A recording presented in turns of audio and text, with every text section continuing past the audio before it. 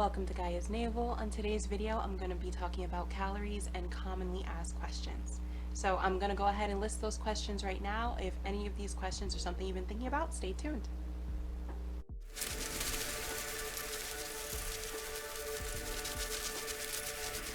So question number one is, what is a calorie? As a measurement of energy, we use calories to know how much fuel we'll get from consuming food or drinks. We use that energy to fuel different physiological processes that happen inside our body. So pumping blood, walking, digesting food, cleansing the body, all the super hard stuff. Question number two is, how many calories do you need in a day? Depending on your age, height, and weight, your gender, and activity levels, most teens and adults need somewhere between 12 to 2,600 calories. I give a wider range than sometimes mentioned because truly less is more, unless you're purposefully trying to gain weight in a healthy way.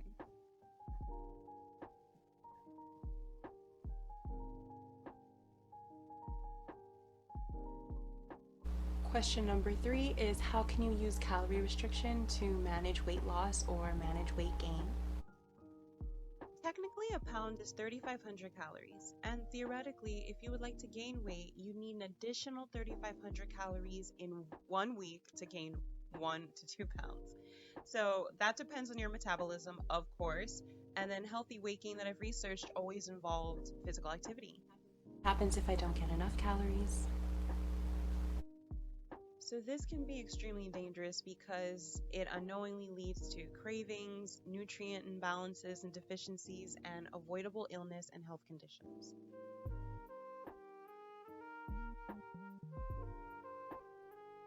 Losing weight, similarly to gaining weight in a healthy way, gradual methods are the most successful way of achieving lifestyle changes that stick.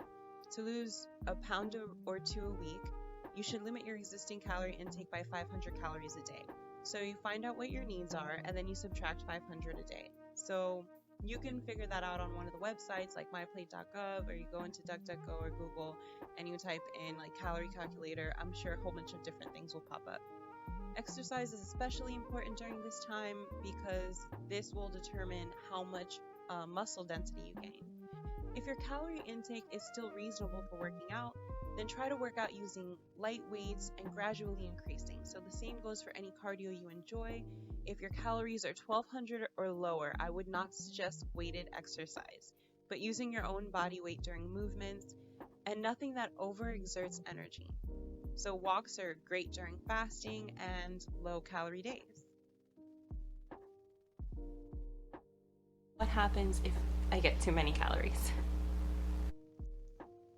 To properly gain weight, do some research, narrow down how much you want to gain, and safely break it down by trying to add a pound or two a week, which would be an additional 500 calories a day in which you would burn.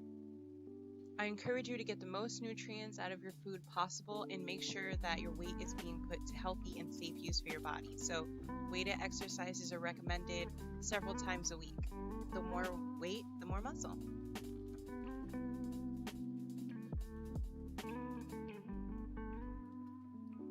Question number four, what are nutrient-dense foods?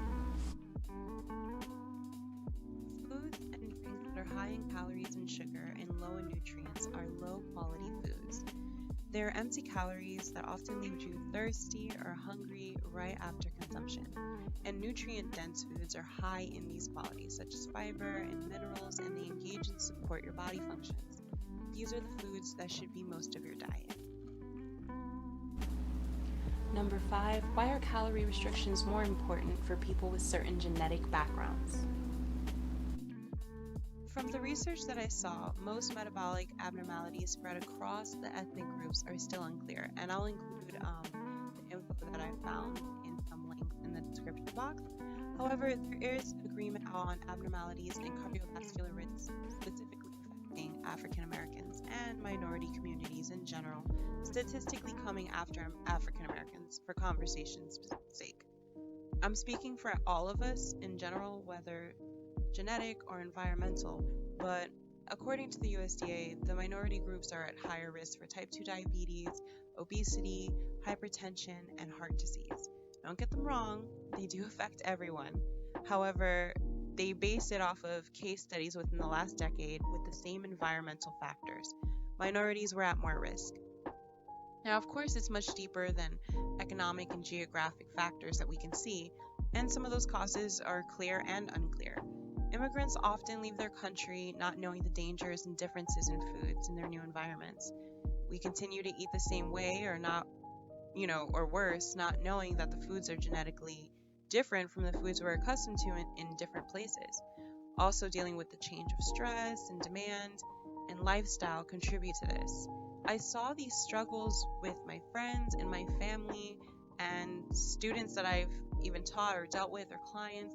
And let's not forget the way that foods are prepared and traditions that are passed down and recipes. And some of us in the south of the states are like, scraps and tidbits or just, slave food kind of talk. But chitlins was very common, and it's a very known delicacy and has roots in West African diaspora and UK histories alike.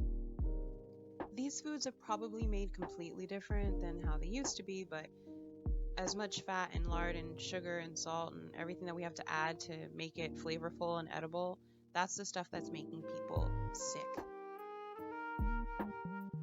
That's why the quality of your food is so important, and you can gain weight in a healthy way just like you can lose weight in a healthy way. I am in a space where I want to lose weight, so I set a 12 to 1600 calorie plan for myself, and I split my meals up between that.